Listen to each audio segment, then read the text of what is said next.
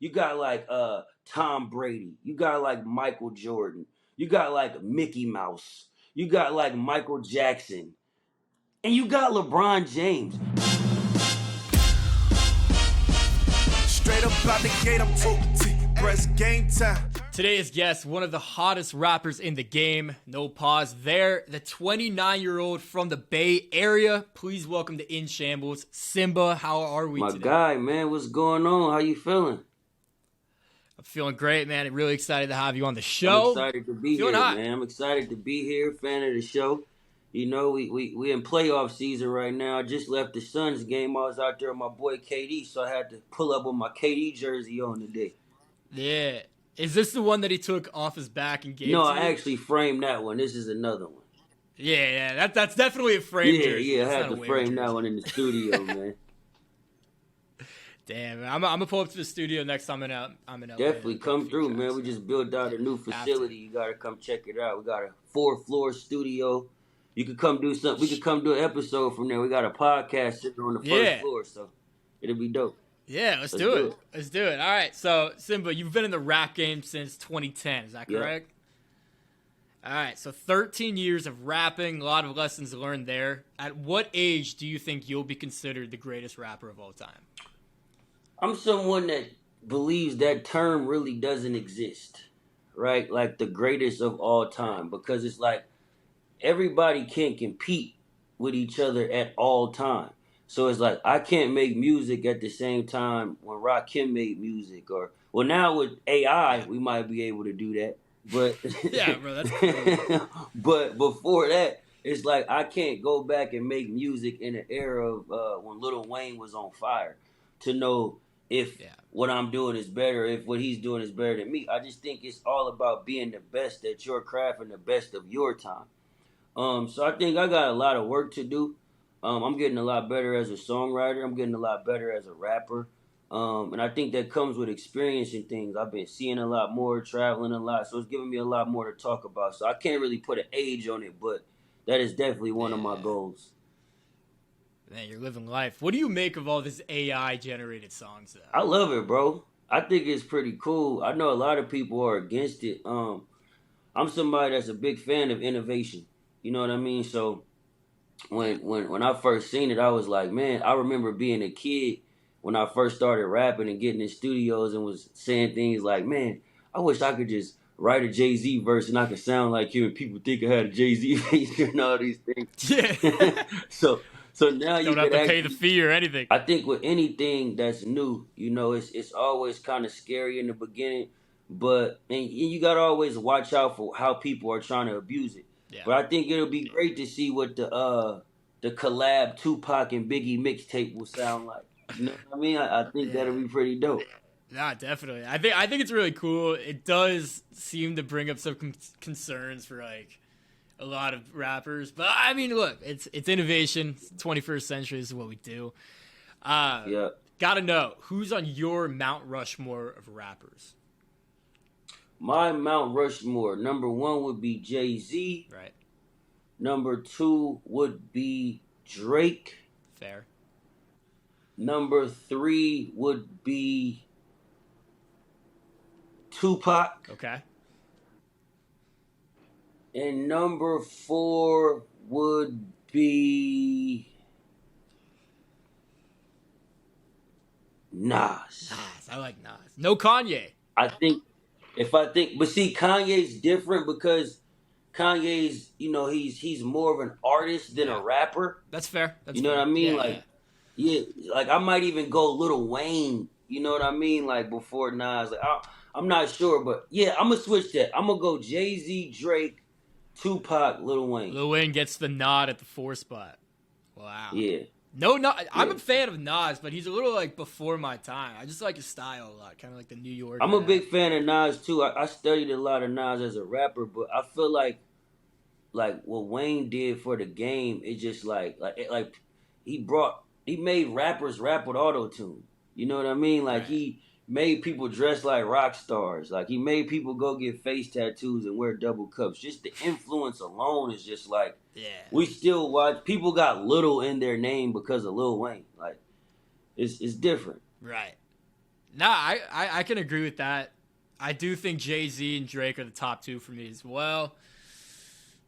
3 and 4, I don't know, man. I don't have any disagreements with your top 4, though. So you're dropping a new song called Top G. That Yes, video sir. was filmed on your first trip to Nigeria. Tell me a little bit about this song. Man, bro.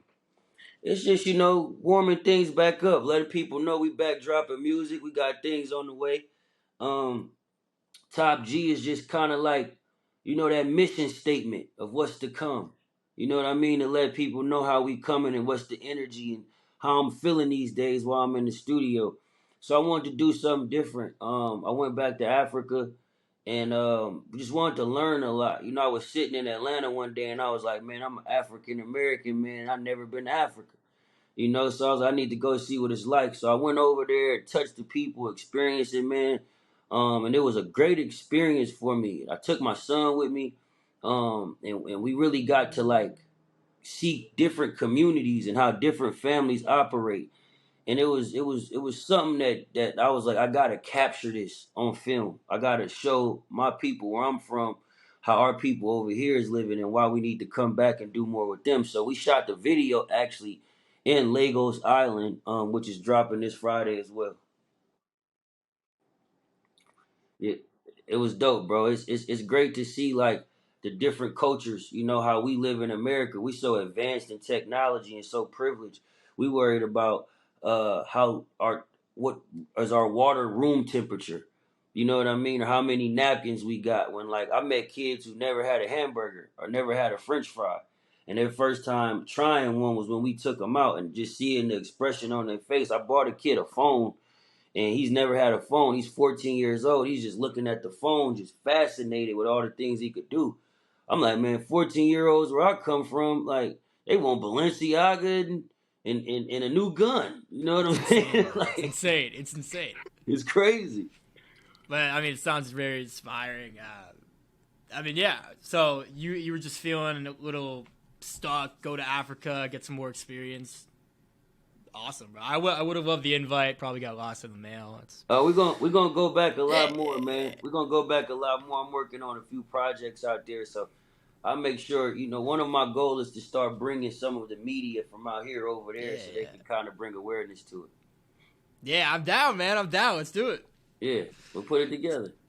I recently got put on the Edge Boost, and it's completely transforming my betting game. Let me tell you, this is the world's first bet now, pay later program that, unlike credit cards, has zero interest. How does it work?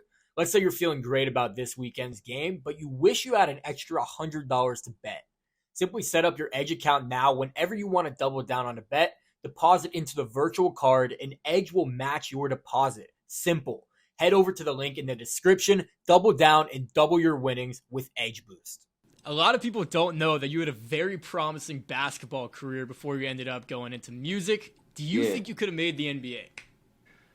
I think if I would have had the right support system, I would have been able to have some sort of career in the NBA. I don't know if I would have been a big superstar, but I think I could have made it to the potential of having a career in the NBA. I just think at the time, my mom, she owned a lot of businesses, so she was kind of moving around. My stepdad was kind of helping her. So I didn't really have like the trainers growing up, you know what I mean? And like didn't really go to all the camps or found out about, like we had money to go to the camps, but I was the kid that was like, I didn't know where they were or how to find them or, where they was being announced. So my career kind of stopped right before college. I was getting ready to go to college and unfortunately did some foul stuff while taking the SAT test and they kicked me out of there. So they told me I would have had to go to a junior college and I was like, I'm not going to the 13th grade. You know what I'm saying? like I didn't told everybody at my school I'm finna be the biggest rapper, the biggest basketball player. I'm not about to go back to a junior college and lie to them again. So I stood on rap, man, and we here today.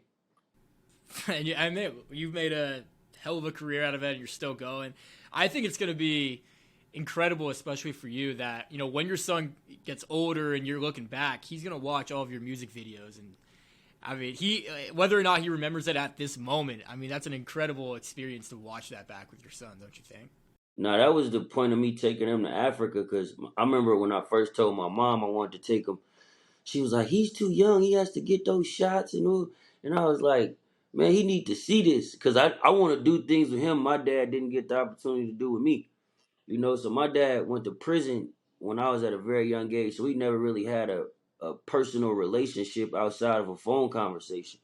So with my son, I always try to do things with him to where he can remember these moments, and as he get older, he'll be like, "Man, my dad took me to Africa," or, you know, "Man, we went to Hawaii," or "We did this," and then it'll, you know, make him want to go back and revisit them things for himself with his own experience.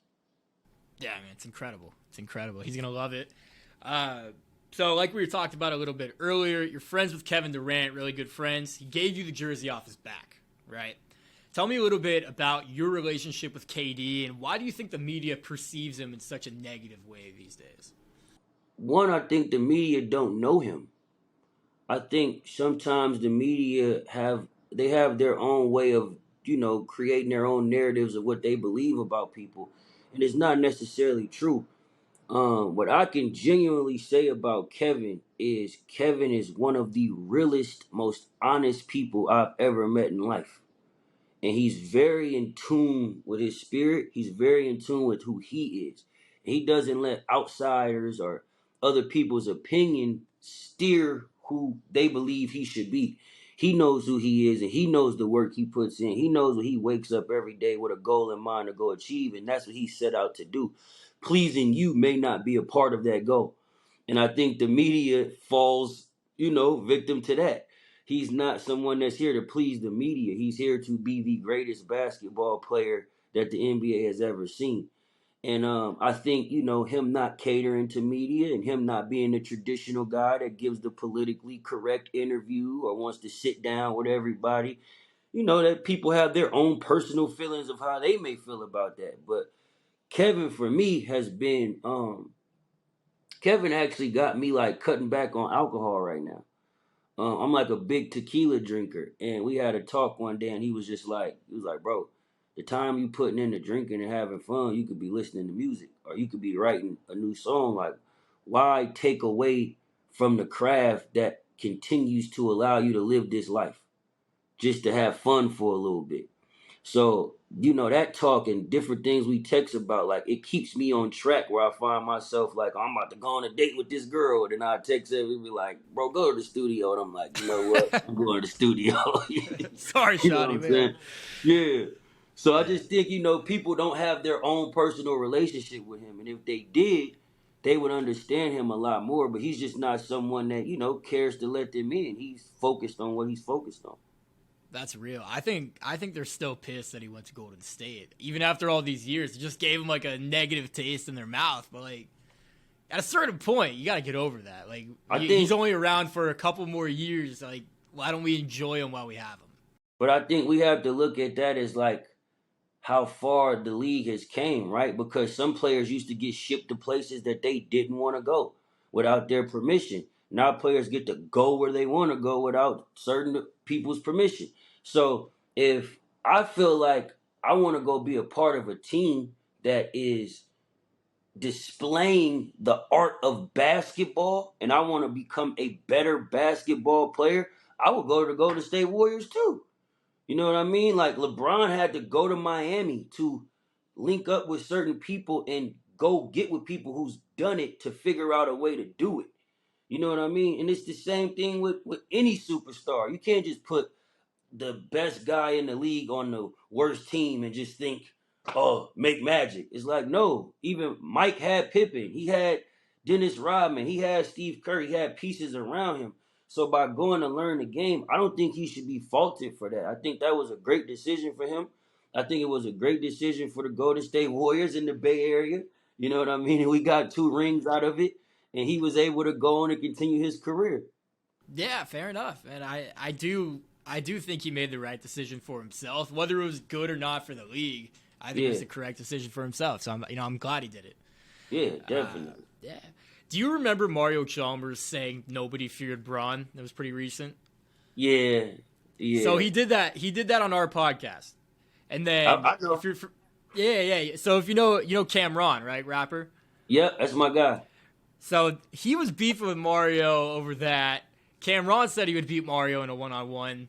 Do you think if we saw this matchup happen, Cameron versus Mario Chalmers, who you got winning? Dipset, dipset, dipset, dipset. I'm running with Cameron, baby. No, you're I'm not. running Oh with my Cam. God. I'm running with killer, no killer, for real, killer. I think if you give Cam a good month and a half of work, he gonna give Mario Chalmers that work. I'm running with the Dipset. I'm running with Killer Cam. A game to 11. I got Cam winning 11-8. Let's get it. I don't know. All right, let's see it happen. Let's see Cam Mario is a dog. Have you make seen it happen. Cam play? I have seen Cam play, but I've also seen Mario play with LeBron, Dwayne Wade, Chris Bosh, win championships. I haven't seen Cameron do any of that. That's fine. Mario Chalmers still mad at LeBron because he left his ass. Okay? He left him like a girlfriend he didn't want to be with. Get over it, Mario. It was taken out of context. It was taken out of context. Get over it, Mario. You can't say that about LeBron. We talk about one of the greatest players of all time, and you going to say nobody feared him? What are you talking about? It was feared him in comparison to Jordan. The Denver Nuggets they had to adjust their whole game plan because of LeBron James and Anthony Davis last night. What are you talking about? And they won. The Nuggets won. Yeah, because they had to adjust. But you see what LeBron figured out in the last few minutes of that game. You see what LeBron figured out, and they're going to have a tough time game 2 because the Lakers figured something out last night. And I'm not going to tell you till game 2. Cameron, Mario, let's see it. Let's make it happen, all right? I'm running with Cameron. I'm taking Rio. So you're tight with Draymond Green, Bay Area guy. Yeah. Do you think Draymond is the greatest trash talker in NBA history? I don't think Draymond is really a trash talker. I think he's passionate about the game. So I think he gets so into the game sometimes his emotion comes out. But you don't never really, like, Kevin Garnett told Melo some, like, disrespectful shit. Like, you don't never hear Draymond say nothing like that. You know what I mean? Or you don't hear Draymond, like, call too many people out their name or disrespect people. He just might be passionate in the game, be like, get out my way, little boy, or, hit one of these, or, he too small or something like that. But you don't never really see him disrespect nobody. So I can't say he's one of the greatest trash talkers of all time. If I had to pick one, I would definitely say Kevin Garnett, maybe Rasheed Wallace. Yeah, that's fair. Those are good choices. I feel like most times for Draymond, it's not unprompted when he trash talks. Like something has to happen for him to start trash talking you. Yeah, like he doesn't fuel off trash talk. Like there's certain people who like gets their game going off like whispering in your ear and saying certain shit. He's not that type of guy. My favorite Draymond trash talk line though is when Paul Pierce was on his like retirement tour and he was like, "They don't love you like that. They don't love you like that. You thought you was Kobe chasing that farewell tour." That is by far. I use that quote today. I texted it in a group chat like yesterday. Yeah, that's a legendary one, man. Draymond's my guy. I like how he got at Dylan Brooks this season, man. Dylan Brooks needs to shut the hell up and quit talking to goats, you little mouse. You know what I'm saying? You little mouse with your 2 little pigtails. Don't you ever talk to the goats the way you talk to the goats.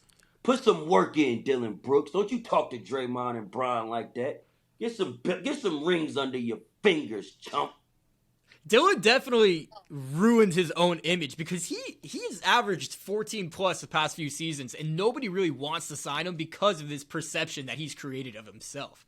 If he never talked, he would still be with the Grizzlies. He would be getting a decent contract. He's still going to get signed somewhere, but people don't want him, For sure. I think he'll get picked up by somebody. I think Dylan Brooks, he's effective on defense in certain areas of the game. I think he needs to work on his jump shot. I think he needs to work on his attitude. I think he needs to get a little more in tune with himself and understand where he is right now in his career. Then come back with a different attitude next season. I think he'll get picked up. I'm hearing things about Miami picking him up. I'm hearing things about Milwaukee. A few things. So I'm sure he'll get another chance. I just hope, next time he learns how to play it and shut the hell up. Fair enough, man. I'm with you. He was starting to piss me off. You can't say that about a Braun. Like, even if you back it up against LeBron, like you can't say that. You can't talk to the GOAT like that. There's certain people that you just can't talk to like that. Like, there's like 5 gods, right? Of just like just certain things like you got like Tom Brady, you got like Michael Jordan, you got like Mickey Mouse, you got like Michael Jackson, and you got LeBron James. You can't just say anything to LeBron James, bro. Or fucking Mickey Mouse. Yeah, you can't talk to Mickey Mouse you can't talk to KD any type of way. Bro's got his own clubhouse too. Brooks, watch who you talking to. By the way, who do you think has a better legacy, Mickey Mouse or LeBron James? Mickey Mouse or LeBron James? I mean, if we're going technically Mickey Mouse, right? If we're talking about it, but to me, I would say LeBron James because that's somebody I related to more than Mickey Mouse. But that's my personal opinion and my personal preference. But if I was to say overall, I would think the world would say Mickey Mouse. Yeah, I would think. I mean, he's got amusement parks. LeBron had Space Jam too. He got amusement parks, bro. Think about all the people Mickey put on, bro. Like he put his girl on, Minnie Mouse. He put like Goofy. He on, put all of his boys on. Donald too, Duck.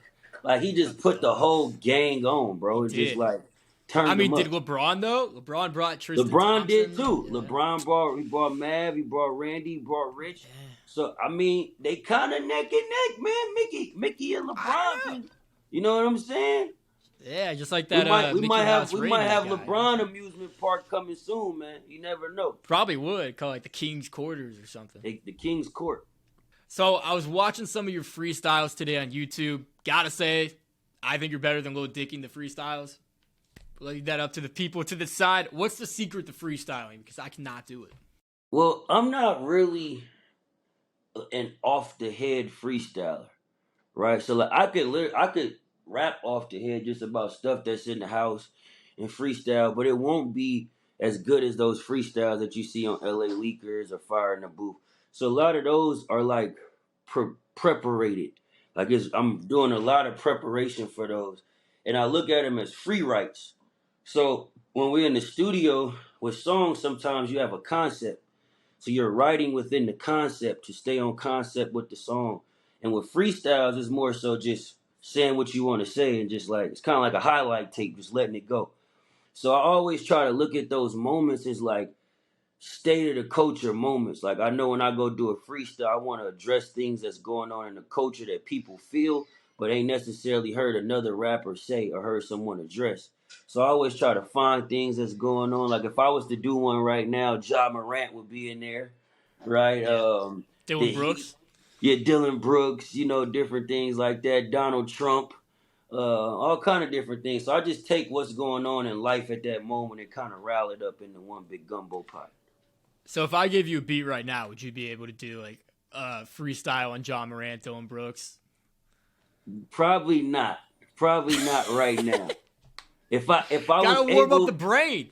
If I was able to, because I'm just waking up. If I was like in a rap mode and was listening to the beat for a minute or so, it'll start kicking and coming out. But this is a big show. This is the Playmaker show. So if I'm not going to give you the best of the best, I wouldn't want to give you, the less of the less, man.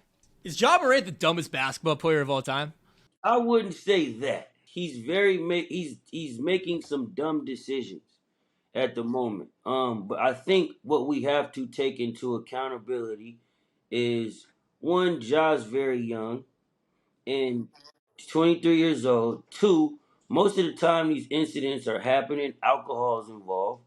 So he's not in the right state of mind sometimes. And three, his friends are always recording him. So I think more than us looking at him as being someone that's dumb, we're looking at someone grow up in a very kind of toxic environment. And he's probably dealing with things that we don't understand that's forcing him to act out in certain ways that he don't even understand. So I think, is he making some dumb decisions? Hell yeah. But is he a dumb person? I don't believe so. I just think he's making some very bad decisions at the moment.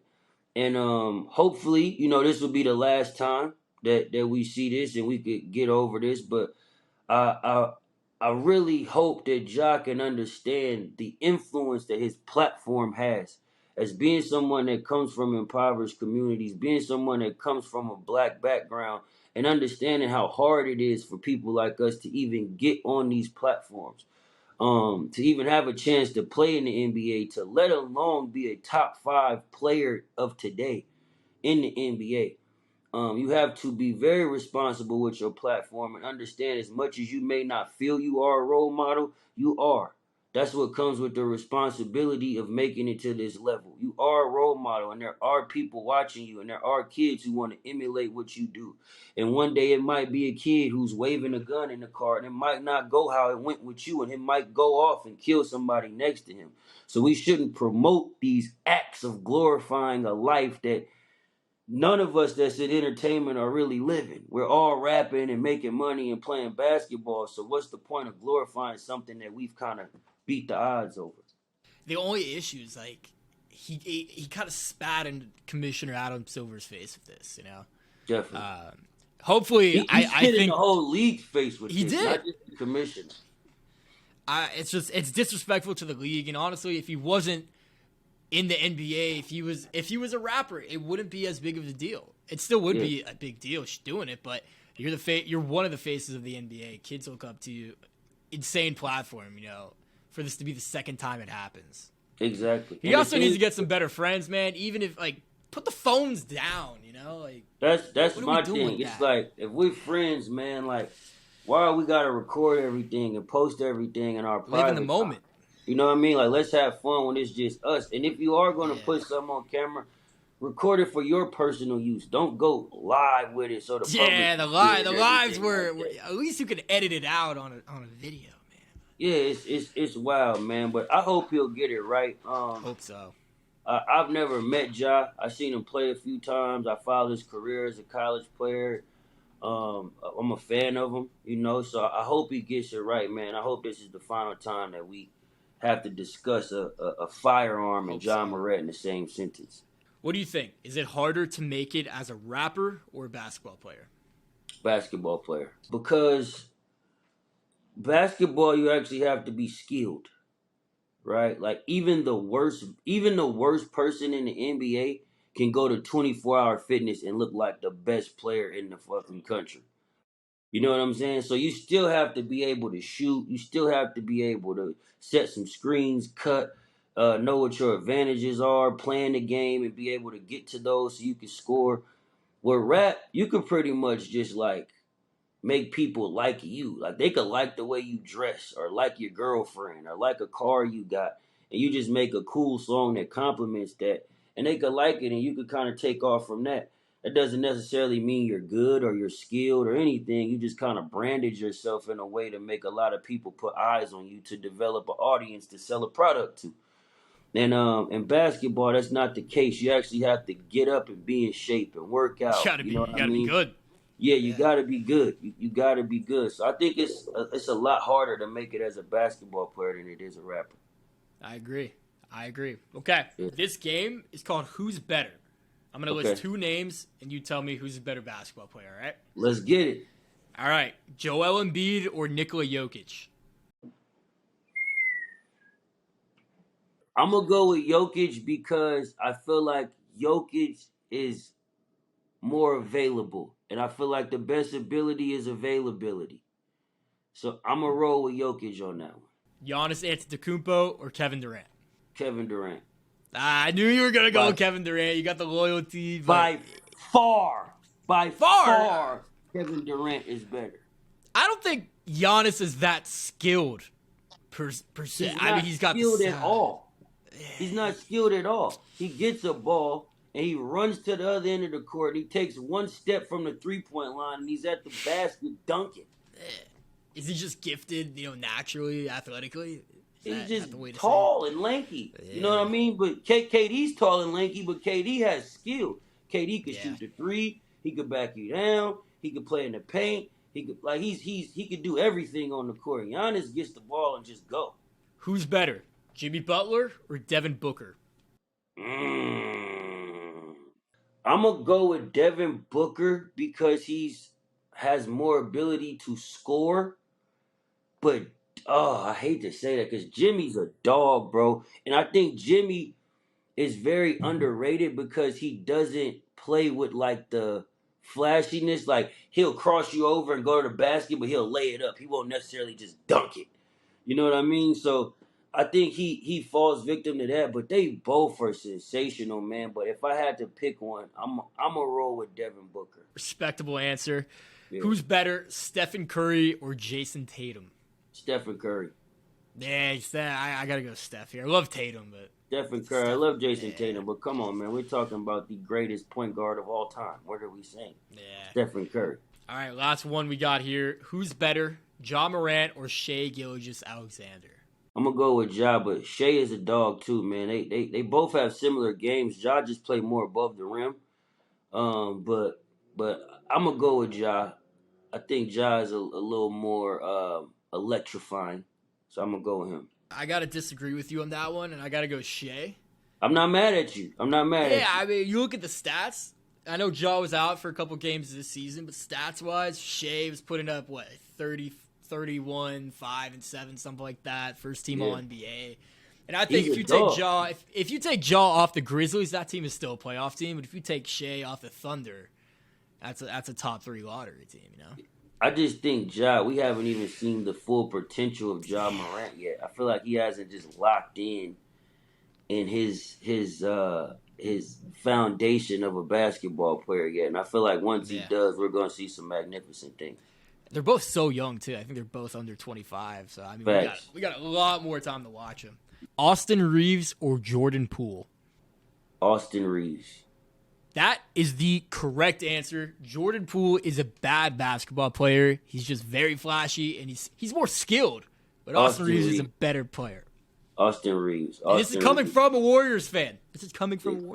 I would definitely go with Austin Reeves. Austin Reeves has truly proven himself, not only just this season, but through this playoff run. He showed that he's here to stay. So shout out to Austin Reeves. Shout out to Jordan Poole too. I think Jordan, like I said, it was a tough start to the season.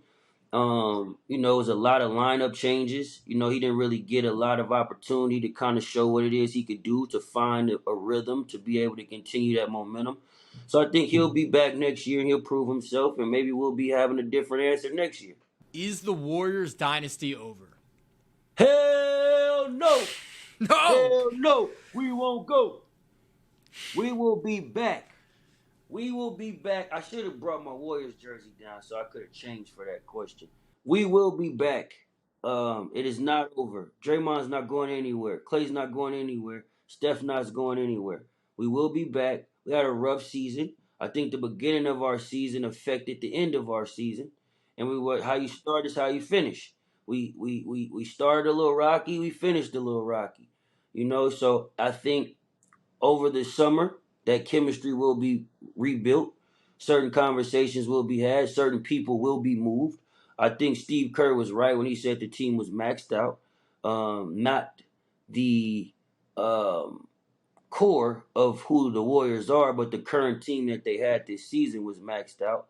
And I think as we rebuild and we get some new pieces in play, we'll be right back next year. If not winning a title, we'll be competing for a title and probably winning the following year after that. But Steph is going to get that 5th one in the next 2 years. I promise you that, buddy. Symba, thank you so much for coming on In Shambles. Make sure to go check out Symba on all platforms. Stream his music on Spotify, Apple Music, wherever you listen to music. Symba, any last words you want to send this off with? Oh, man, thank you for having me, bro. Big fan of the show, like I said, man. Continue to be great. Continue to flourish in this time that we're in right now. We're in a core time of innovation and trying new things and new media. So anything I could do to also help with be a part of the show. I'm going to be starting my own podcast soon, so I want to get you on there as well. Yeah, let's do it. Just continue to be great, bro. Continue to provide a platform for young creators, man, because we got in this community of entertainment. Always, bro. Thank you so much for coming on. In Shambles fans, we'll see you next time. Y'all look nervous, breathing all heavy. Look, we gon' keep it going till it's raining confetti. I'm in the camera smiling, cheese, don't it look like some confetti? I got it. We ready.